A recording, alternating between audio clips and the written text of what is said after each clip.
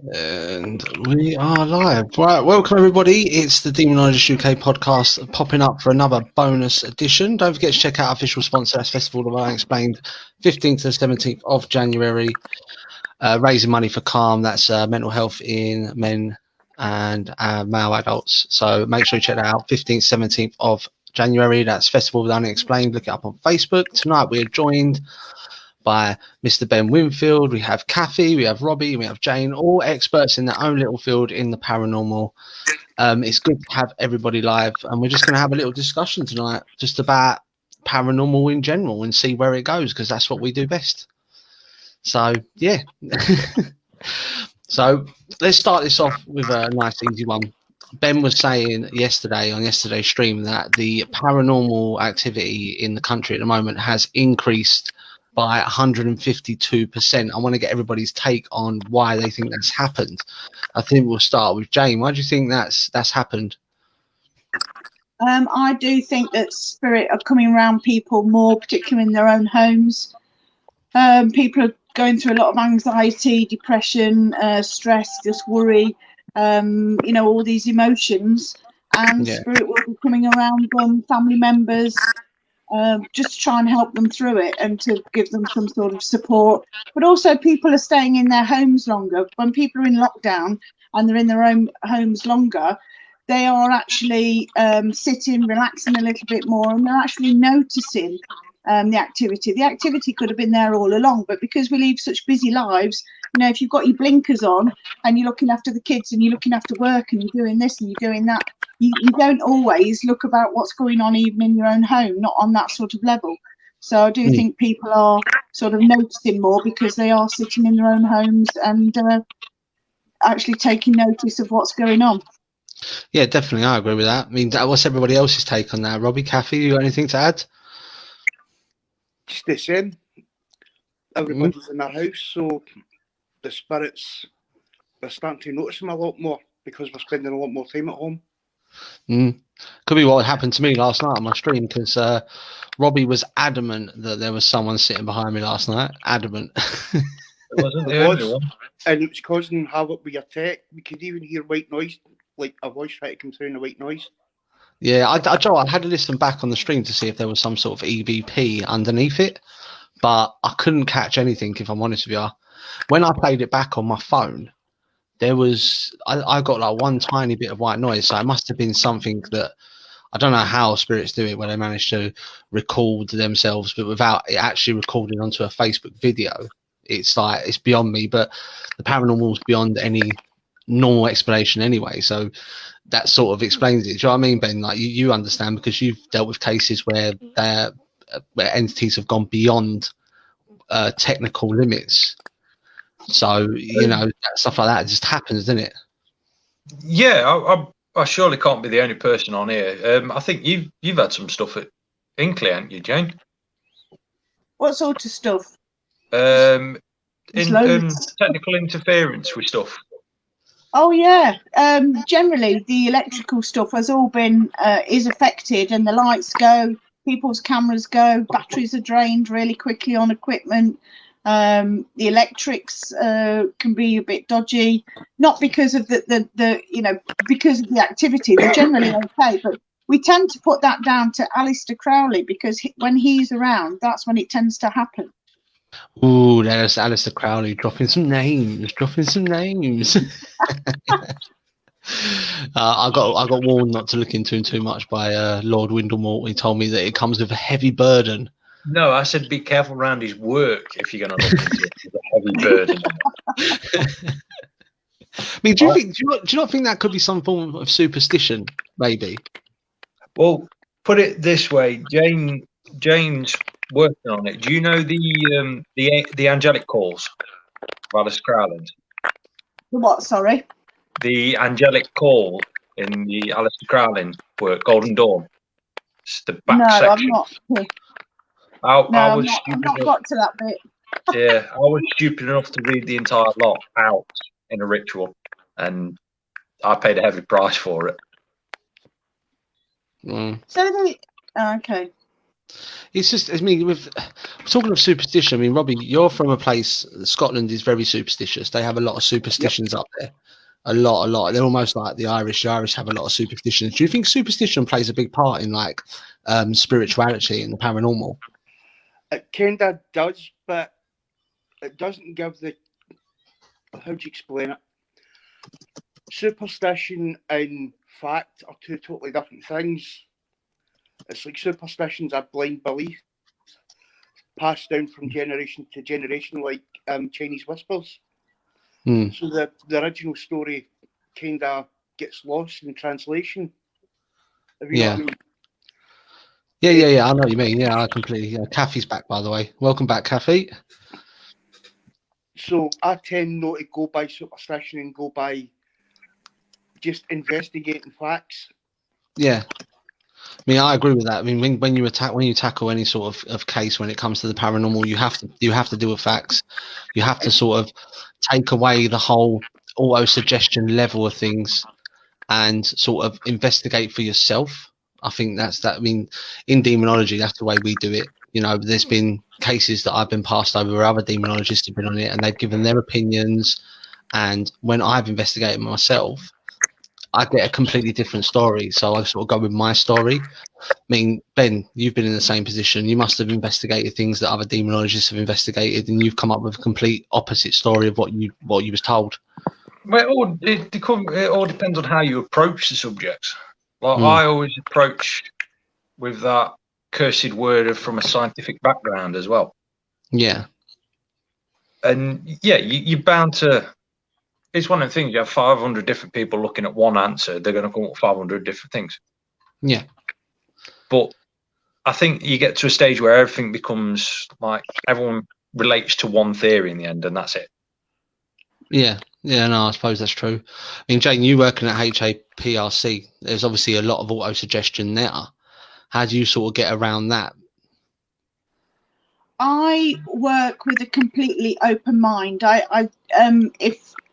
If something comes in and there's a history to it and we've got it documented, then you can sort of take that on board. But you've got to work with a completely open mind and not be influenced by anything like that. Because I mean, even going back to what you were saying about some of the folklore and folk tales and stuff, you know, a lot of them, I would not dismiss a lot of them because, you know, some of the things that we've seen at the centre with the creatures and with the other things like that, you know, when you're saying about them being passed down from generation to generation, and that's how the stories were told.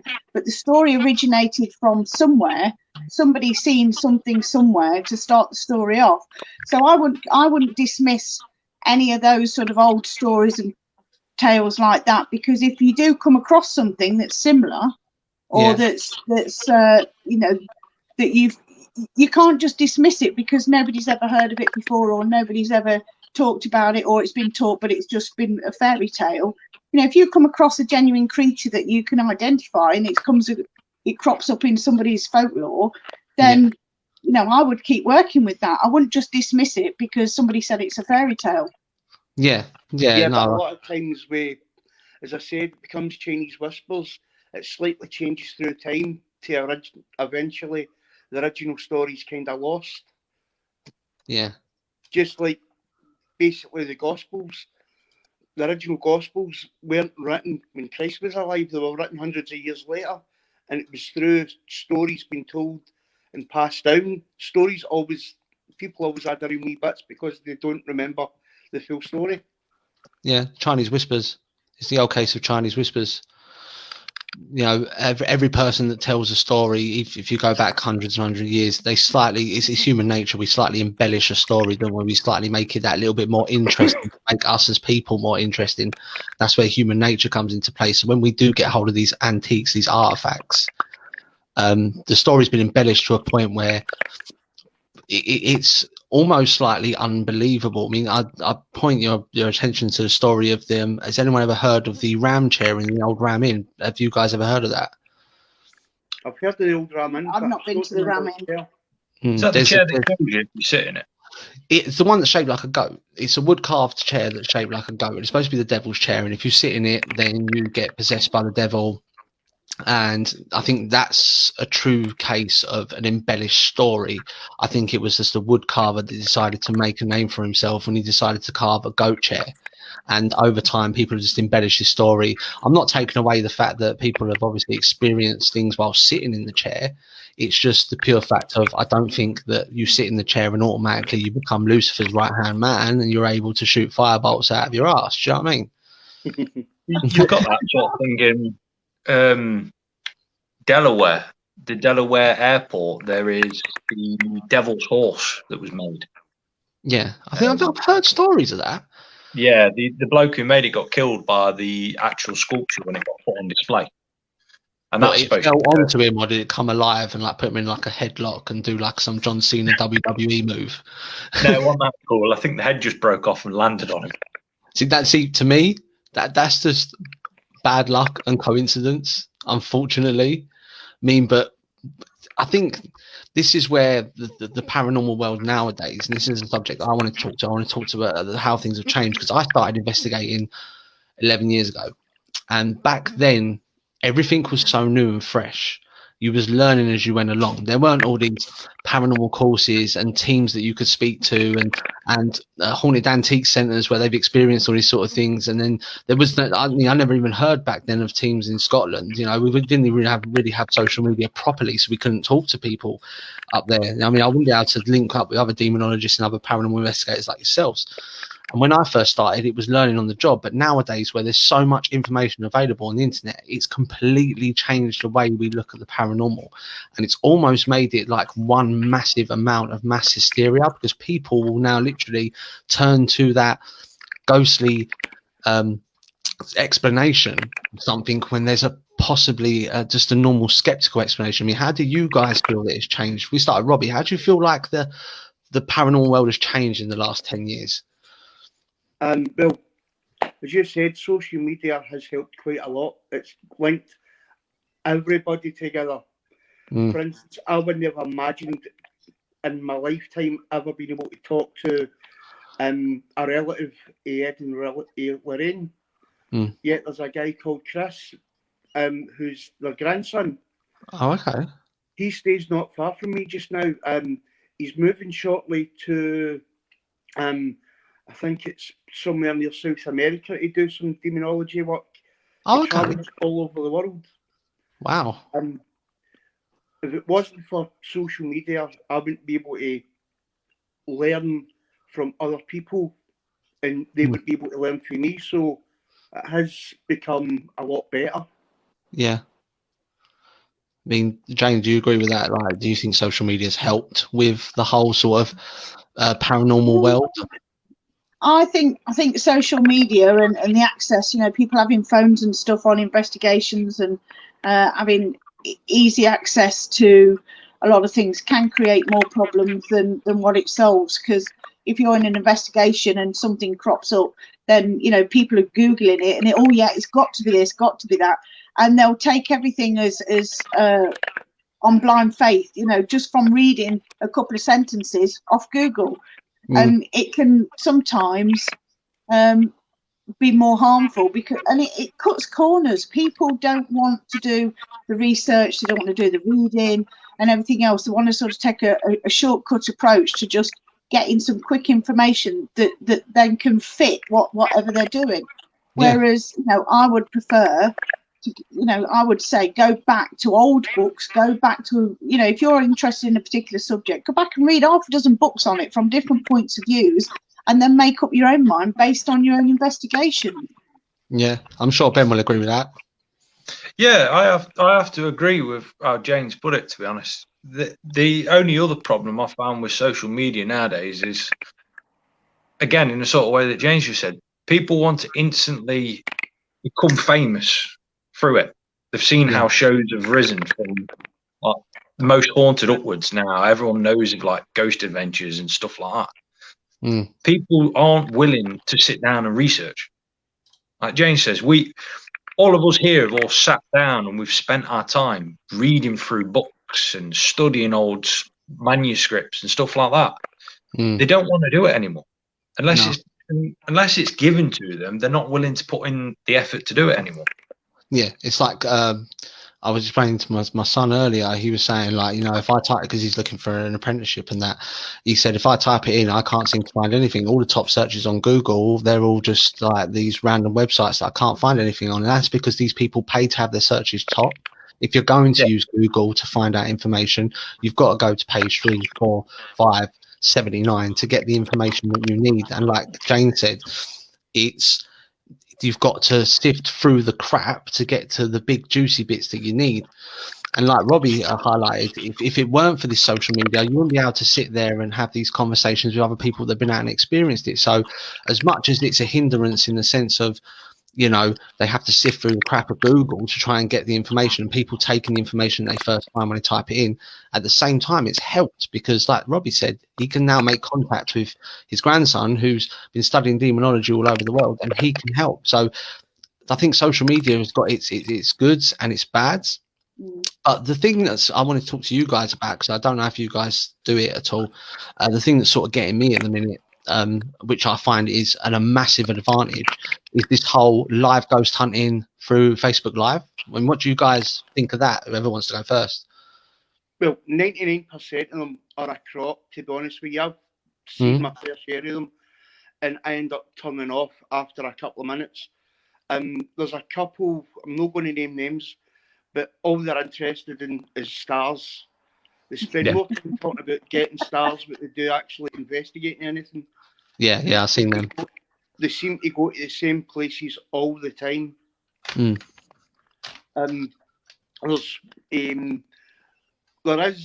There's what, maybe 2 or 3 I follow constantly. One's based in Canada. He is absolutely brilliant. He's looking to get his own TV show. And there's one based in Wales and one based in England that are really good as well. I watch ETA, Exploring the Afterlife. They're quite good in what they do. Yeah, well, it's True North Paranormal. I watch a guy called John. I'll have to look that one up. His wife's actually a clairvoyant. Oh, okay. And they go around using old school systems, like using her abilities, Ouija boards, crystals, that kind of thing. And he more relies on tech than anything else. Yeah. Just putting a comment up there. Like, Louise is saying, Ben, do you remember the guy that I showed you who takes a crowbar with him? What's that about, Ben? Oh, God, yeah. There are a group, I won't name them for obviously legal reasons, but their ghost hunting skills are to use a crowbar and a hammer to break into abandoned buildings and do ghost hunts. Wow. That's extreme ghost hunting. That's ghost hunting on the next level. Not only are we ghost hunting, we're trespassing at the same time. Do you know what I mean? Yeah, they've not been stupid enough to do it near Cobner Castle, seeing as I live in the valley below Cobner Castle and would quite easily go through security there. I mean, Jay, what do you think of all these people doing these ghost hunts on live on Facebook? I think doing the lives are sort of, you know, I think they're quite important for a lot of people because they're going to give people a lot of, you know, their paranormal fix and everything else. But I think you've got to do it within the guidelines. I mean, doing it for stars or for you know, fame and stuff like that, and you're breaking the rules, and it's not the right way to do it, is it? You know, we're lucky enough up at the centre to have the centre to do it all from, and we can do loads of experiments and everything from there. So we can do as much or as little as we want. We can do all sorts of different things. But I think once you start breaking the law, breaking the rules and everything else, then you're on to, you know, it's not good. I don't respect anybody that does that. No. And, you know, I don't think it's right. No. To be fair, though, Jane, with you lot at the centre, you have sense. You do have the common sense and the common decency to actually remember that. I speak from a previous group that doesn't have that common sense. Just send a shout out to Neil Packer, previous guest on the show, Jane's partner in crime. Hi, Neil. Good to have you locked in. Hi, Neil. Kathy as well. Sorry, Neil, we stole her. Just want to apologise to Kathy. We've been having problems getting her on. She's supposed to be live tonight, but we're going to sort something out. At the moment, for some reason, it's not allowing, even though I'm allowed 6, it's not allowing Kathy. It just seems to freeze up when she comes on, but we will sort something out. Moving on to a different subject, a question that I get asked a lot through my emails. If anyone wants to ask any questions, by the way, I'm going to do a self-plug. The Demonologist UK@hotmail.com. Send them to me. I'll get them answered as quickly as I can. You can catch me through Facebook. But I get asked a lot of the time, how do we tell the difference between a negative entity and a demonic entity? And I'm going to go over to Jane first, and then we're going to go over to Robbie and Ben. But how would you tell the difference between a negative entity and a demonic entity? Well, for me, I sort of think it's fairly easy for me, and I say fairly easy because it's just the way I work. I will connect with that energy, and then once I've connected with it, I can see it. Once I can see it, I can then pick up its intent, its personality, its character, and everything else, and just see what it wants to do, and that's how I work. Yeah, I mean, Ben, do you want to add to that? How would you tell the difference between a negative and a demonic? Do it from an occultologist view. It's to do with the behaviour patterns of them. You can tell by the behaviour patterns. They have certain different. If it's a negative spirit, they'll try and be upright and try and be more overpowering. Yeah. It's like the big guy in the yard kind of approach. Yeah. No, I mean, because the demonic entity wouldn't want to sort of make itself known too badly. I mean, Robbie, have you ever come across a negative and a demonic entity? How would you tell the difference between the two? Being a sensitive, it's more like feeling if they used to be human or not. You can tell if they lived on the earth rather than they've just came here. Demonic entities tend to be just sheer evil, as opposed to negative entities. At one point they were human, and you can kind of sense their fear as well as they think they're superior to everybody. Demons don't seem to have that fear quality. Yeah. I also I read I've been reading when I first started, I read all the Ed and Lorraine Warren books, and he come up with some really good points of the difference has to tell between demonic and negative entities. The first one was that the demonic entity will never show itself as perfect. There will always be some sort of imperfection, i.e. the black-eyed children, or the entity that will show itself and it'll be missing its legs or missing its arm. Instead, another way to tell it from activity wise is the negative entity will move objects, whereas the demonic entity will move objects you don't expect, i.e. he went to a case where the guy was a blacksmith, and while they were in the front room, the anvil that he used to cast all his metal with actually ended up in the fridge freezer, and whatever was in the fridge freezer ended up in the garage. So I think them sort of like telltale points. I mean, has anyone ever come across that sort of activity like that sort of extreme activity? I mean, at HAPRC, Jane, I'm sure, I mean, I've seen pictures and that. You must have come across something like that. What with the I mean, there's a lot of things going on. There's so many things going on up there. I mean, we have seen objects move. I wouldn't necessarily say that they've it's done through a demonic power, but you know, we've seen the wax box. Ben knows of the wax box, the red wax box. We've actually seen that twist round on its own on the table. We've seen one of the clowns move from one foot to another, and we've got all this on footage. You know, the biggest thing will be the mirror. Not the arch mirror, the portal mirror, but one of the other mirrors in the that was in the Chamber of Fear. That was a mirror that was 4 foot by 5.5 foot. Took 2 people to lift it, and we've actually got a video of it on its own in the room being lifted up and smashed That's probably the biggest item that we've seen being picked up and smashed. That's crazy. I mean, Robbie, in Scotland, it's tradition to lift giant bits of tree. I mean, you must have seen some some spirits throw a few things around. Personally, I've only seen small objects being moved or thrown. Yeah. But I've never seen like anvils transport from a garage to a fridge. If I seen something like that, you wouldn't see me for dust. I'd be straight out that door. I think I would as well. It's something you don't expect. Do you know what I mean? You're going to get a nice cold milk and you open it up and there's an anvil sitting there. Do you know what I mean? Yeah. I always expected going over to Ben's for a cup of tea and opening the fridge and seeing like some Solomon seal at the back of the fridge with a Dibbit box in front of it. No, ours is at the bottom of the garden. People laugh. Look, there generally is one at the bottom of the garden. This is the one I'm going to bring to you, Jane, when we're back up. I'll bring you the case file for it. But it generally sits at the bottom. Oh, he's frozen up. No, Joe, what he's saying, Jane, is it's not the box that's at the bottom of the garden. It's the milk that's at the bottom of the garden. It's the box that's in the fridge. Mate, I would not be surprised one day. I genuinely would not be surprised one day. Out to Amy Slaney locked in. Welcome along, Kathy, Neil, Louisa. We've got quite a big showing tonight. It's nice. I'm enjoying this actually. It's quite a good one. So let's get down to the nitty gritty.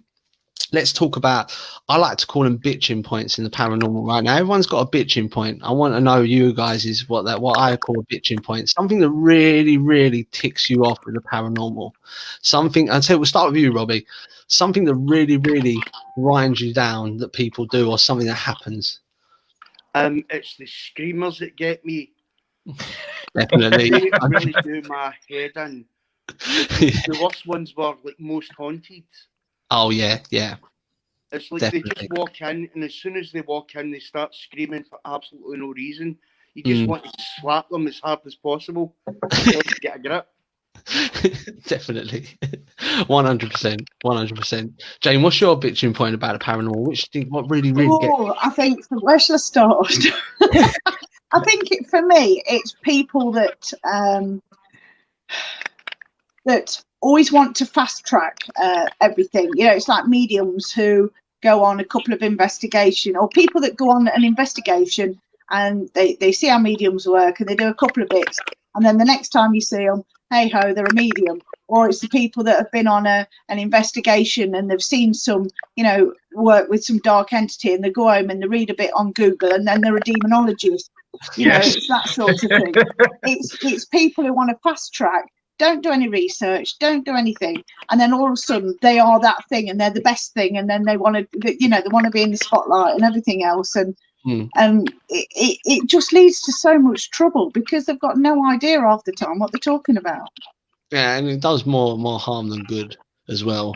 Ben would agree with this. Anyone can sit there and just sort of like, spin a good yarn, oh yeah, I've read Aleister Crowley's book and I've read all the Ed Lorraine Warren stuff and I know exactly what I'm talking about. Or these people that claim to be parapsychologists and stuff like that because they know how the mind works.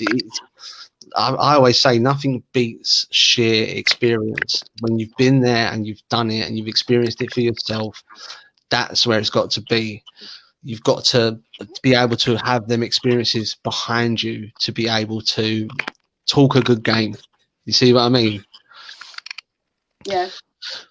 Ben, apart from what, because I know you agree with Jane, what's your bitching point? And don't say white sage either. Do not say white sage. No, I'm easing up on the white sage a bit. I think everyone's starting to get used to me saying it. He's like an anti-sage protester. I would have to say it's groups that go out there straight away and they have no understanding and they just go straight out into it. Yeah. You got to understand, a lot of the team, the first teams that went out, I was one of them first teams that went out and didn't have a bloody clue what I was doing, but I learned in time. Yeah, but you would have been cautious. Oh yeah, 100%. I know of some groups that have just gone pretty much cannonballing straight out into it and carried on as normal. Well, not mentioning certain groups, but I think Jane might know of a said group that I'm talking about. He always plays it so safe. You always play it so safe. I have to, mate. When your missus is an accountant, Yeah. your auntie's a lawyer, Yeah. and one of your mum's best friends is a copper, you learn to play everything safe. I'm in the same boat. My partner's a nursery teacher and bloody good one at it as well. She's really, really good. So I have to play it safe. But I'm constantly having Ben message me on Facebook, going, you need to learn the art of calming yourself down. He's like my mentor at talking. It's just crazy. But yeah, you stick him on a stream on his own, and it all goes wrong. And he's there on his own little camera. He goes into Mr. Panic mode. Oh mate, I know what, because I'm an ex DJ. I used to be when I turned 18, I got signed to a record label. I was traveling the world DJing. I'd love to stick you in front of a set of decks in front of like 2,000 people at a festival. I'd be fine. I'd be fine in front of people. It's when I'm on a camera by myself. If it wasn't for these two below me, I would have lost it. It was these two that kept me on the rails last night. Oh, it's crazy. It is crazy. I mean, I was watching a program the other day I think even on Netflix actually. I don't know if you've seen it. I think it's called Haunted or The Haunting, where they do real life like dramatizations of what happened to these people, and they sit there and explain what happened to them. And I was sitting there thinking to myself, I'm watching these reenactments, and they're so vivid. They're like so like, oh my god, it's like demonic. It's got smoke around it and red lights and stuff like that. Do you guys think that sort of plays up to people's minds in the fact that we're having like a massive amount of mass hysteria now, and people thinking that they're seeing like, you know, horned beasts? And actually, do you think that these sort of programs on the telly are actually making it a lot worse for us, Robbie? What do you think? A lot of it has to do with making people susceptible. They're starting to believe what they see on TV. If you tell somebody an apple's an orange long enough, they'll start believing you. Yeah. And these programs, it's not just on TV, but social media, like streaming services like YouTube, the place has been overrun now with paranormal shows, and people are starting to go outside. As you said earlier, people are watching a show, then they think all of a sudden they're the world's best, like demonologist or medium or psychic. I mean, to me, demonologists have either got to be totally crazy or totally brave. It's something I would never do. I think we're crazy.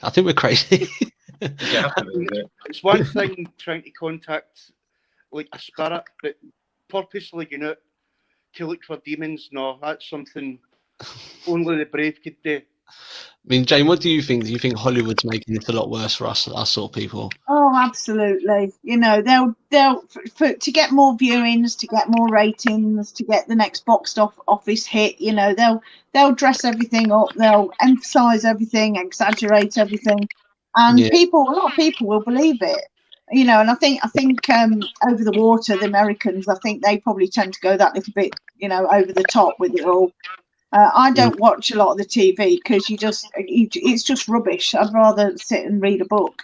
You know, you don't want to be influenced by that sort of rubbish. A lot of people will just watch it for the excitement, but it is entertainment, and that's all it is. It's just entertainment. A lot of people don't realise the Annabelle doll is a Raggedy Ann doll. Everybody thinks she's this glass face, like porcelain doll, porcelain looking evil doll. And it's the same as Chucky. Chucky was based on Robert the doll, who was basically a fluffy sailor type kind of thing. Yeah, and it's amazing if you look at the Robert doll and the new Chucky and the Annabelle doll and the real Annabelle. The difference is just crazy how they've just dressed it up. I mean, I read about Annabelle before I saw the movie, so I knew it was a Raggedy Ann doll before I saw the movie. And when I actually watched it and I saw this evil looking thing, the only way I can describe it, like evil looking thing, something like that they have on Forest Paranormal in the dolls room, I just like, well, what have they done? I mean, that was the whole point of it. The fact that it was so innocent looking and then it becomes so evil. That was the whole point. You probably made the storyline worse by what you've done, you know? And who in their right mind would actually go and buy one of the dolls to start with? Yeah. That. If they would have just used well, obviously they can't use the original doll because if you touch it, you know, stuff happens. You know, you lose a finger, or you know, I'm probably making that guy standing behind me really, really angry now. But you know, let's just go with it. But yeah, I mean, Ben, like you know, me and you've read stories about the haunted objects and the Hollywood and stuff like that. I mean, what's your take on it? It's what you said. It's Hollywood. Mm. The problem is even with us, a lot of people assume demons are going to look like these little devils. Yeah. But it's one of these, like, I used to use it as a good description to explain to some students when I was helping on a cultology course. A pineapple, it's an everyday object you see. Yeah. It grows on a tree, yeah? Yeah. No, it doesn't. It doesn't grow on a tree. Joe, what answer you think is right when it comes to Ben? Just go with the opposite. It grows on a bush. It grows the right way up. Same with peanuts. People assume they grow because you've never questioned it.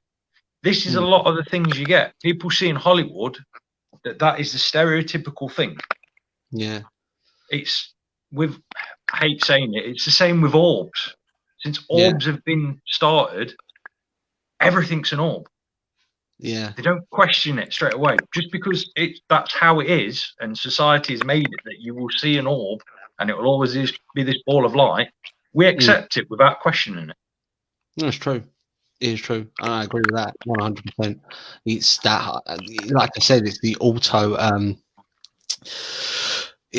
suggestion phenomena that we seem to experience more nowadays, and this is where the change has come with the whole paranormal being such an easily accessible thing nowadays. You have that massive auto suggestion. But to completely go off subject, right? Because Robbie's from Scotland, I have to say this, and I'm going to make myself look like a complete idiot.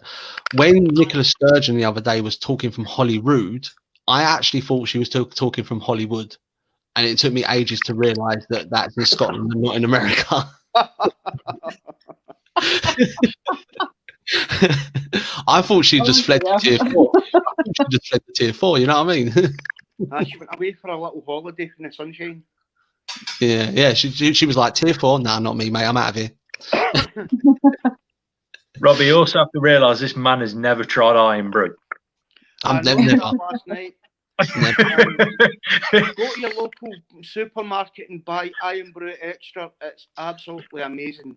They have it on the top shelf around here in Essex. You have to ask for it because it's in little brown bags. No, it's Buckfast up here. Honestly, I've never looked at Iron Brew and gone, oh, Joe, I'll give it a try. But saying that, you say about Iron Brew, I was on TikTok earlier flicking through, and they had the old Iron Brew advert, Joe, where his mum buys a push-up bra and his friends come round. Classic. Well, what you do is go onto YouTube and search for banned Iron Brew adverts. 9 times out of 10, you'll see it on TV once or twice, then it'll be off because they banned it. Brilliant. Talking of adverts, like the old John West advert, I was watching that earlier as well, with the old bear where he fights the man for the salmon or the tuna, whatever it is. That was brilliant. But yeah, completely getting off subject there. But I mean, let's just go a little bit more in depth than what I normally talk about on the show now. I want to talk about history. How does history affect the paranormal? I mean, in the sense of, as an investigator, as an occultologist, it affects you a lot with HAPRC, Jane, doesn't it? Yeah. Do we take history at face value, or do we try and find our own history for what we're experiencing? Again, I think you just need to keep a blank, open mind and see what you experience, because your experience can be influenced so easily by anything. I mean, you know, just nipping back to you talking about the horror movies and that. I never watch any horror movies. I've not watched any horror movies all my life because I just don't like them. So any influence, I know it's mad, isn't it? Yeah, you know, you could stick me in the darkest room in the most remote building in the middle of the night with just my torch, and I'm fine. But I just can't watch horror movies, and I never have done. You know, and I'm glad for that, because I wouldn't want any of them influencing anything that I do or encouraging any fear, because you know, once people have seen them movies, it's all about fear, isn't it? Yeah. So you know, I wouldn't want anything influencing that. So but history is really important, because just going back, you know, once you've got the evidence that you've got, it's then, I think, important to try and find out where it belongs or who it belonged to. One of the things that we've actually done at the centre, one of the spirits that I first picked up on when we first opened was this cobbler chap. And with the information that he's given me, that he gave me, I have actually found him. You know, I found his death records in 1885. I found out his family and everything else. And, you know, he actually lived more or less at the back of the centre. Yeah. So I think it is important to look at history, but not just necessarily. Again, you've got to go back to your research. You know, you've probably got to read several different accounts of what happened, or just try and find anything that you can that's credible to back it up. Yeah. I mean, Robbie, like when you've been investigating, are you the sort of guy that sort of reads up on your history before you go there, or you do it after? I know nothing about the place before I go to it. In that way, it's a blank canvas for me. For instance, the last time I was out was Gloucester Prison. I went out, it was a multi-group investigation. I was invited down by a guy called John Tanner, who owns Paranormal Electronics. He builds his own tech and sells it online. So he invited us down, invited another couple of groups down. So I knew nothing about the place prior to going down. I went down, we did our investigations, and I got a couple of EVPs. I got spirit box sessions, and it wasn't until after the investigation was over, some people in my team started telling me, "Oh, this is what we found," and one of them was the spirit box. Basically, we asked the guy what his name was. The name Fred came through, and I asked him why he was in prison, and he said, "Killed father." So then I said, "Why did you kill him?" And he said, "Who?" Like a woman. So I was went, "Well, how did you kill your father?" And he went, "Shot." So the next day, one of my researchers found the documents from 1893. A guy called Frederick shot his father in a field in front of witnesses because he didn't like the woman his father was seeing. Ah.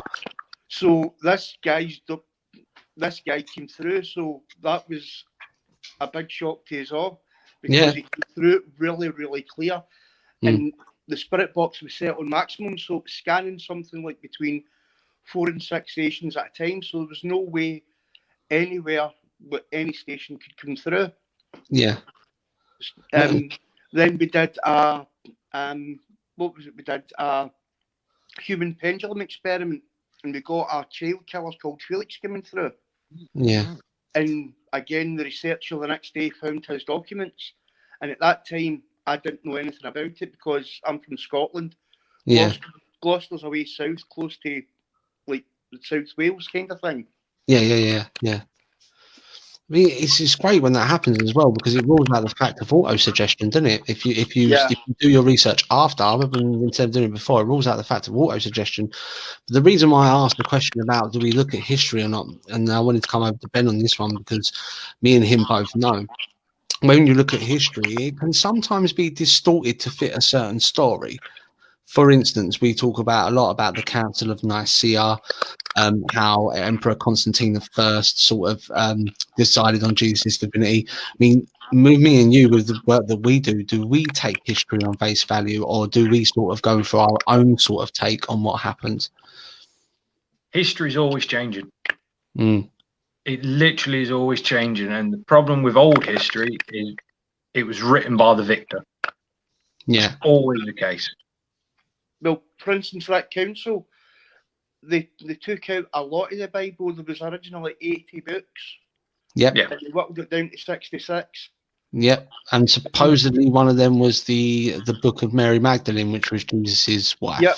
And also the Gospels of Phillips as well was removed, and that showed Jesus as more human than demigod. I mean, everybody says he's the son of God and he's a god himself, but technically he's half human, so he was a demigod. Yeah.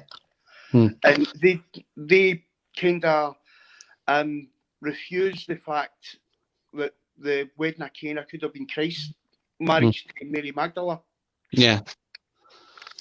Yeah, no, I mean, I've done my research into that as well, and the Holy Grail being the womb that held Jesus's baby daughter, and then there's the Rose bloodline that's alive now, and there are descendants of Jesus that are now, but the council wanted to paint him as divine and not just human.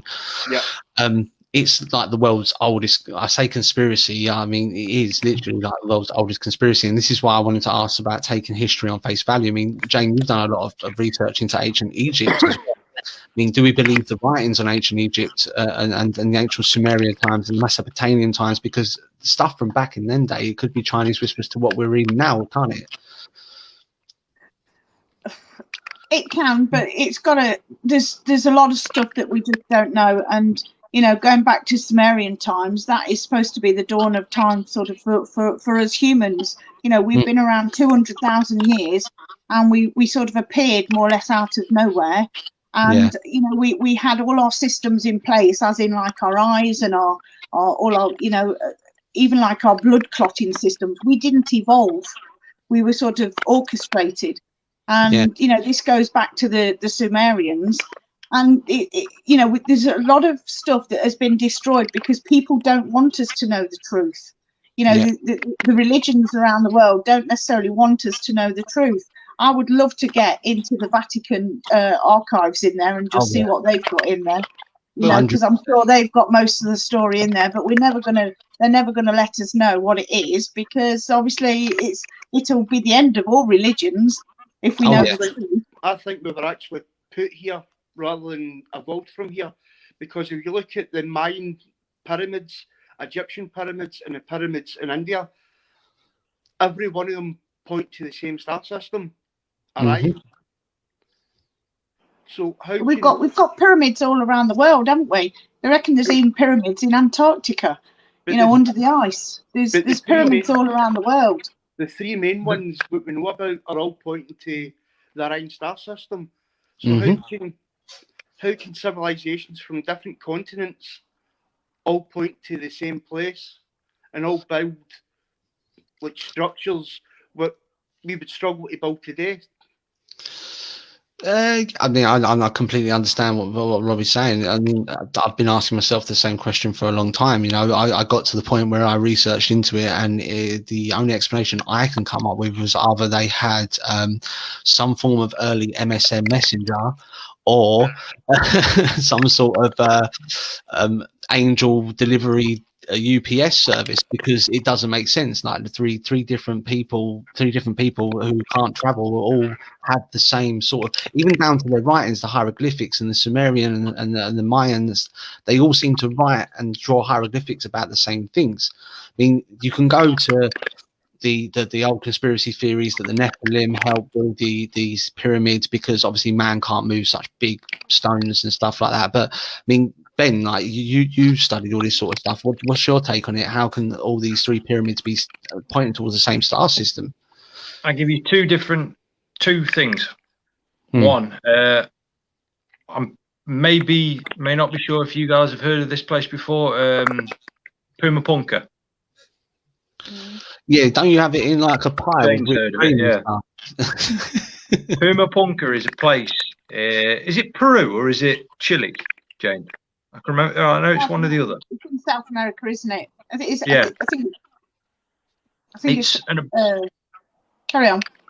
It's right. I always forget where they are, but it's a ruin that is completely forgot about when it comes to main history. Yeah. But there are 27 different sculptures of people in the walls.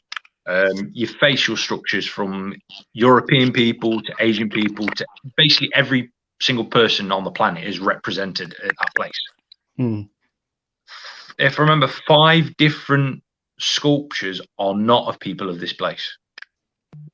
Aliens. And the building technology out there outmatches anything on the planet. I'm gonna have to look into that, man. Well, the Mormons think they've came from another planet.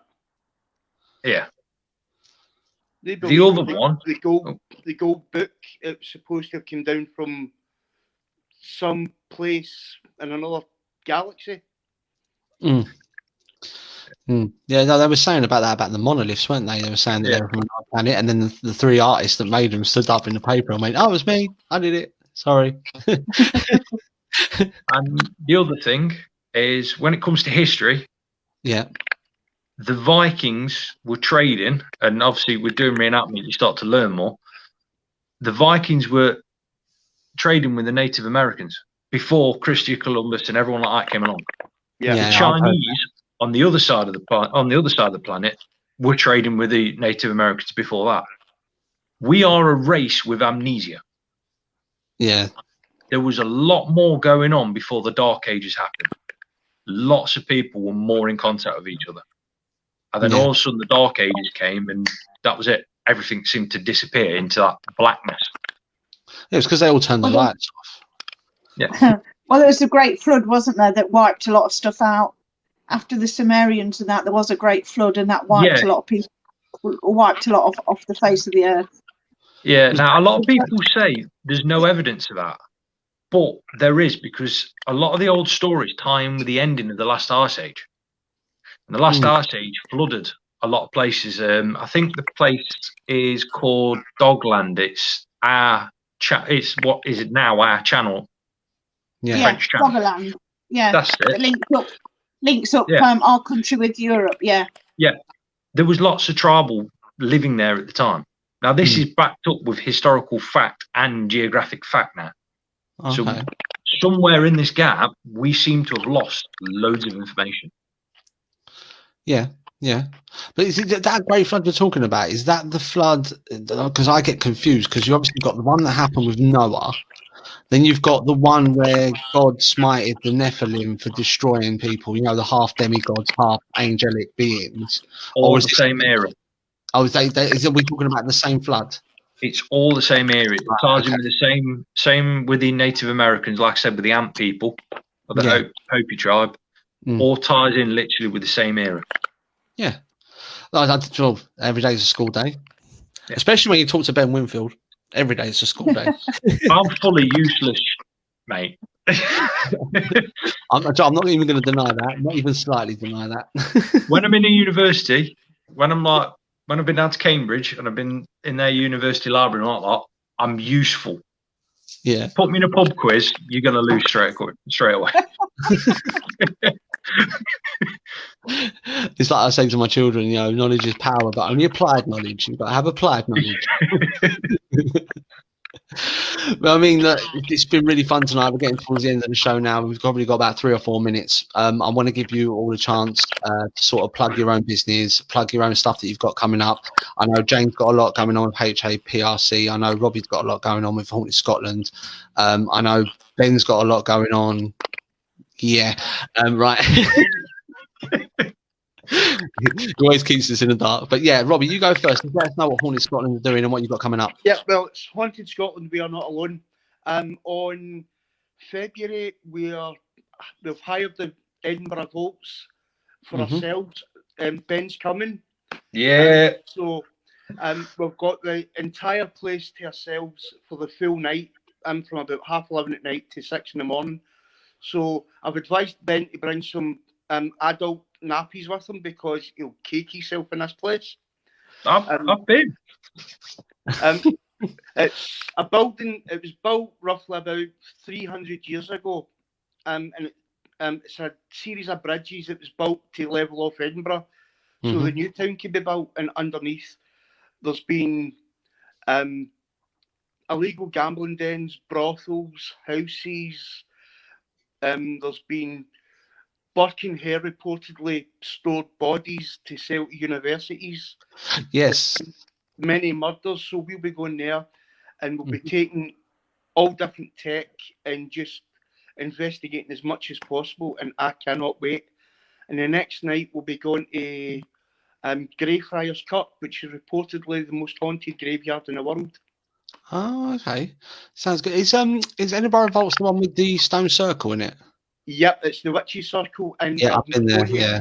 I'm going to do a human pendulum experiment in the centre of that circle. Are you going to be doing it live on Facebook, or are you just The actual vaults can't because it's too deep underground and there's no signal. I've asked you this before, and what a donut. So we'll be recording it, editing all the best bits together, and making an episode and posting it on YouTube and my Facebook page. Okay, and what's the Facebook link so people know? It's Haunted Scotland. We are not alone.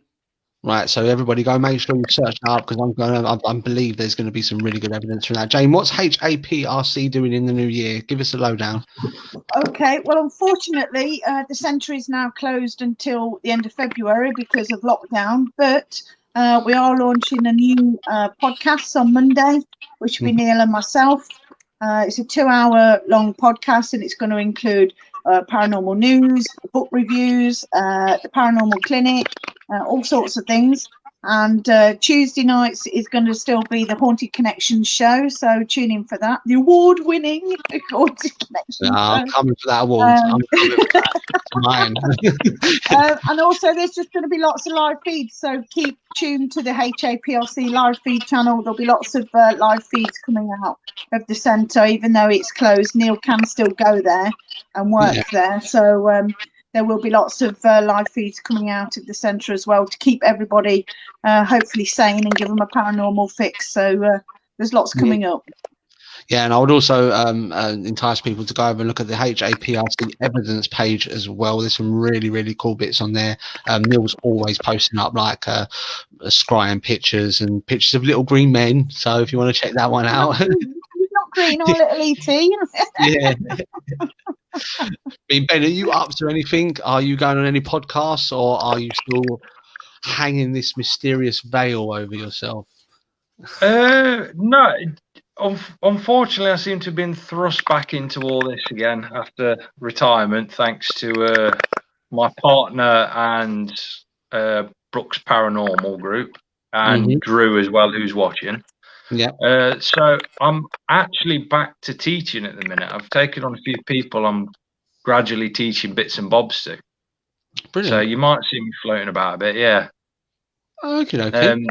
I've got a few promises I've got to keep with people, such as Jane, yourself. I want to bring that box and case file down to you guys to have a look at and have a nosy. I can leave the box with you guys for a while as well. Oh, cool. Yeah.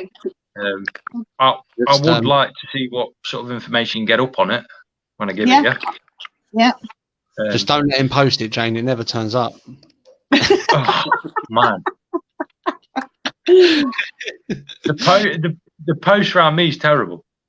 Yeah, they probably only come once a month, so. Mate, we live in a valley. It's hard to do anything. I hand deliver stuff is quicker. That's about it. Although I will get my own back on someone as well. Towards the end of this year, I will be organising my wedding as well to Louisa. Oh, congratulations. Congrats. Just to embarrass her. You guys are more than welcome to it. It'll be quite fun. It is going to be at Codner Castle. Oh, fantastic. Yeah, definitely. Do we have to wear like horned helmets and chainmail, or is it just casual? If you come wearing a horn helmet, I will pay you 50 quid. Due to the fact that there will be a fair few reenactors there in full gear. I might just to really, really wind them up, turned up in a horned helmet and then spout a line from Sparta, just so it really confuses them. Oh, by the way, Ben, you've just been grassed up by your other half. She says, it's still on my dressed on it. I've got that much paperwork on my desk at the minute. It's unreal. Yeah, it's been enough. I've got stacks of books. I will get that sent off when I go. Right, so I've literally got 1 minute to spout out what's going on. Don't forget, guys, this Friday on the Demonologist UK page on Facebook, we have Spooks and Ghouls Paranormal coming on. They have an ordained exorcist inside their group, so we're going to see how they tackle their investigations with that. Also, make sure you check out the Demonologist UK page where all my videos are. And I'm looking to take this over to YouTube as well, but at the moment I haven't got the balls to do it, so we'll see what happens. Yeah. Who knows? Yeah, but the podcast is going mad now. I've just got a podcast of the month again on Rapid Share, and I've just got one to watch on the Google podcast as well. So it's going well. It's going well. Podcasting is definitely the way forward, but these lives I really enjoy. I actually enjoy speaking to people face to face. It's a lot better. So yeah, but that's been a paranormal gathering for us tonight. I want to thank Robbie. I want to thank Jane, and I want to thank Lord Windlemort for coming on tonight. You guys have been absolutely amazing. You pick the name. You pick the name. Thanks for having us on. You gave me this one. No, honestly, thank you all for coming on. It's been really, really fun. I've really, really enjoyed it, man. Good luck with all your investigations that you've got coming up and any of your podcasts or lives that you've got coming up. I mean, Robbie's coming on the show soon as well, and I've got Jane coming on the show soon as well. So we're going to get right into them interviews. I've got a ton of questions I want to ask you. We're going to get there. But once again, thank you guys for coming on. It's been brilliant. No problem. Thank you. No problem. Right, good night. Bye now. All right, take care, everyone. And don't forget, keep it spooky, people. Keep it spooky.